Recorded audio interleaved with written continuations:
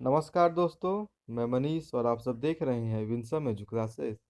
तो हम आज की इस वीडियो में यूपी टीजीटी इंग्लिश के सिलेबस को जानेंगे। सिलेबस जो कि उसके सेक्शन 2 का सिलेबस होने वाला है, साहित्य का, लिटरेचर का सिलेबस।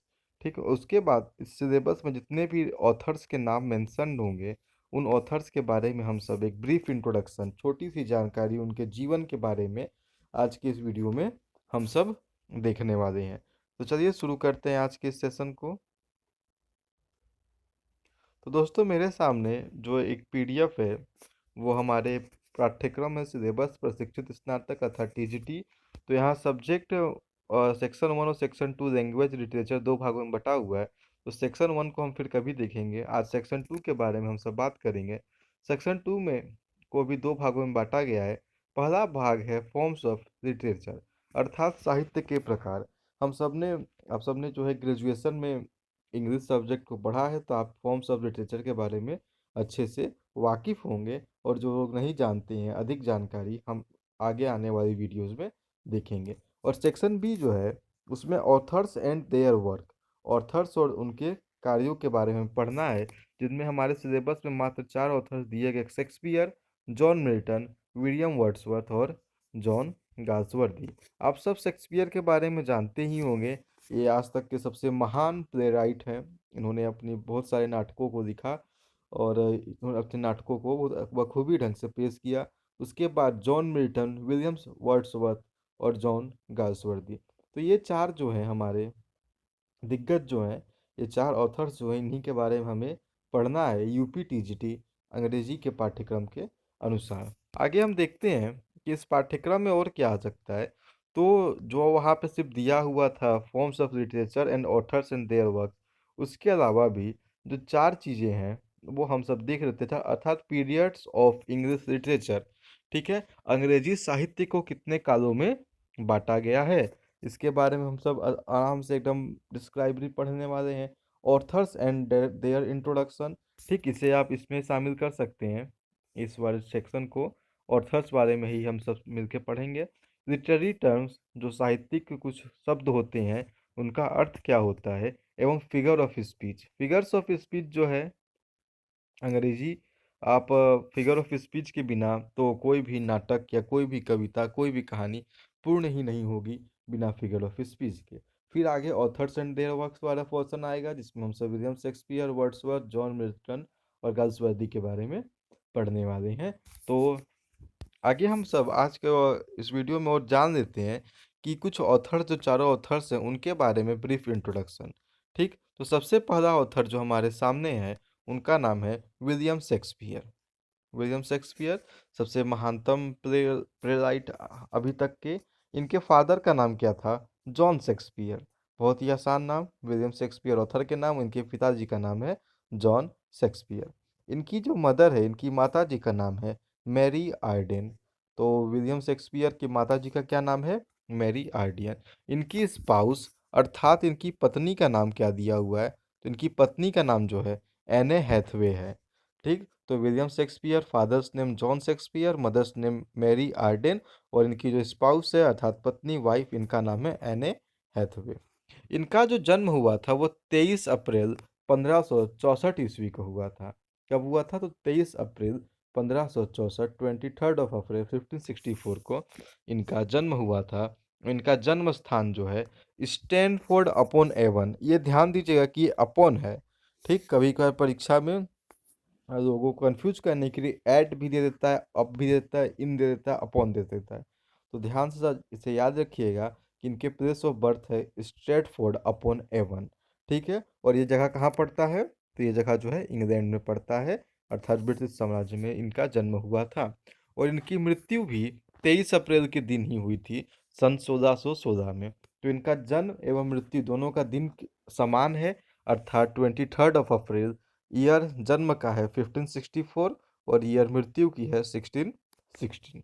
ठीक, तो विलियम शेक्सपियर के बारे में हमने थोड़ा सा जाना। इनके फादर्स का name John Shakespeare, mother's name Mary Arden, इनके स्पाउस एन हैथवे, इनकी जन्म, जन्म स्थान और इनकी मृत्यु। तो अगले नंबर पर जो हमारे दूसरे प्लेयर ऑथर हैं, उनका नाम है विलियम वर्ड्सवर्थ। ठीक है, हमारे जो दूसरे ऑथर हैं उनका नाम है विलियम वर्ड्सवर्थ।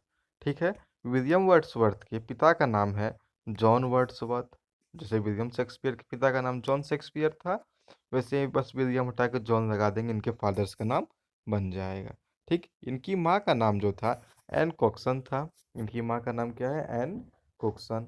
और इनकी जो पत्नी है, इनकी स्पाउस का नाम है मैरी हुडजिनसन। ठीक है। तो माँ के नाम और स्पाउस के नाम दोनों के लास्ट में यस हो या सन जो है कॉमन है। तथा इनका जन्म जो था 7 अप्रैल 1717 अर्थात 7 अप्रैल 1770 में कॉकरमाउथ यूके में हुआ था।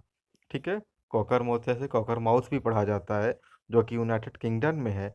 तो 7 अप्रैल 1770 को इनका जन्म कॉकरमाउथ यूनाइटेड किंगडम में हुआ था तथा इनकी मृत्यु 23 अप्रैल 1850 ईस्वी में हो गई थी।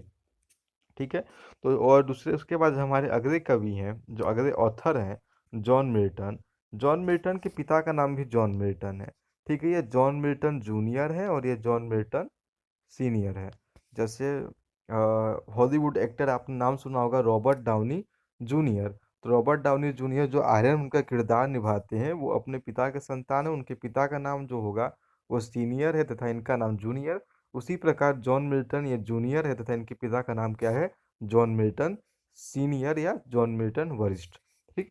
इनकी माता जी का नाम जो है सैरा जेफरी है तथा इनकी स्पाउस यहाँ पे 3 नाम दिए जा रहे हैं। तो ये तीनों इनकी जो स्पाउस का नाम है मैरी पॉवेल, कैथरीना वुडकॉक और एलिजाबेथ माइंसल। ठीक है। इनके 3 स्पाउस के नाम हैं तथा इनका डेट ऑफ बर्थ है 9 दिसंबर 1608, 9 दिसंबर 1608। इनका जन्म स्थान कहाँ है? Bread Street, Cheapside, London. अर्थात इनका जन्म कहाँ हुआ था? लंदन के चीप साइड के ब्रीड स्ट्रीट में। एवं इनकी मृत्यु जो है 8 नवंबर 1674 ईस्वी में हो गई थी। अगले लेखक जो हैं, अगले विद्यमान लेखक जॉन गाल्सवर्दी। इनके पिता का नाम भी जॉन गाल्सवर्दी था। इनके पिता जॉन गाल्सवर्दी सीनियर तथा ये जॉन गाल्सवर्दी जूनियर कहलाते थे। इनकी माता का नाम जो था ब्लेंचे वेली था तथा इनकी 2 स्पाउसेस थी। एक का नाम था एडा नेमसिस और दूसरे का नाम है पियर्सन कूपर। तथा इनका जन्म 14 अगस्त 1867 को किंगस्टन अपॉन थेम्स, यहाँ भी ध्यान दीजिएगा, किंगस्टन अपॉन थेम्स, ना कि अप ना ऑन, दोनों साथ है, किंगस्टन अपॉन थेम्स। और ये कहाँ पड़ता है? इंग्लैंड में पड़ता है। तथा इनकी मृत्यु 31 जनवरी 1933 ईस्वी को हो गई थी। ठीक है। तो ये हमारे चारों जो सिलेबस के ऑथर्स थे उनके बारे में मैंने आपको एक ब्रीफ डिस्क्रिप्शन दे दिया। और अगर आप ये पीडीएफ चाहते हैं तो लिंक में दिए गए टेलीग्राम चैनल को जरूर ज्वाइन करें। आगे एक चीज़ छोटी सी और जानकारी हम देख लेते हैं कि कौन से ऑथर किस एज के हुआ करते थे। तो जो हमारे पहले ऑथर थे जिनका नाम विलियम शेक्सपियर है वो एलिजाबेथन एज के थे। ठीक है।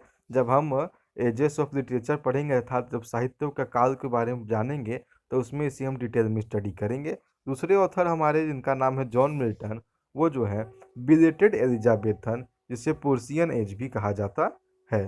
ठीक है। उसके बाद विलियम वर्ड्सवर्थ रोमांटिक एज के ऑथर है।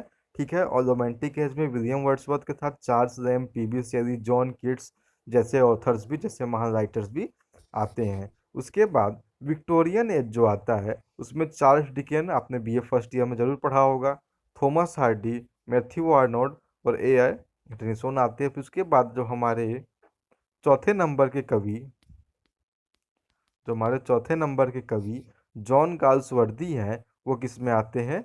वो मॉडर्न एज में आते हैं, जो कि टी एस एलियट के साथ भी अपना स्थान शेयर करते हैं।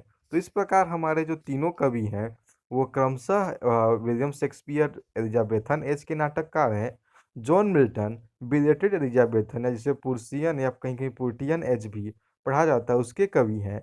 हमारे विलियम वर्ड्सवर्थ जो है रोमांटिक एज के हैं तथा जॉन गाल्सवर्दी जो है मॉडर्न एज से बिलोंग करते हैं। तो आज जो है हमने इस वीडियो में अपने सिलेबस को जाना तथा ऑथर्स के छोटी सी जानकारी, उनके माता पिता, पत्नी, कहाँ जन्म हुआ, जन्म स्थान एवं मृत्यु के बारे में जाना। अगली वीडियो में जो है हम विलियम शेक्सपियर के बारे में आगे जानेंगे तथा विलियम शेक्सपियर के सभी नाटकों जो कि परीक्षा के दृष्टिकोण से उपयोगी होंगे उसको पढ़ेंगे। ठीक। अगर आपको वीडियो पसंद आया हो तो विंसा बेजू क्लासेस को सब्सक्राइब जरूर करें तथा शिक्षक भर्ती परीक्षाओं में किसी भी प्रकार की अंग्रेजी समस्या से संबंधित वीडियो जो है यहाँ पर आपको समय समय पर मिलती रहेगी। धन्यवाद।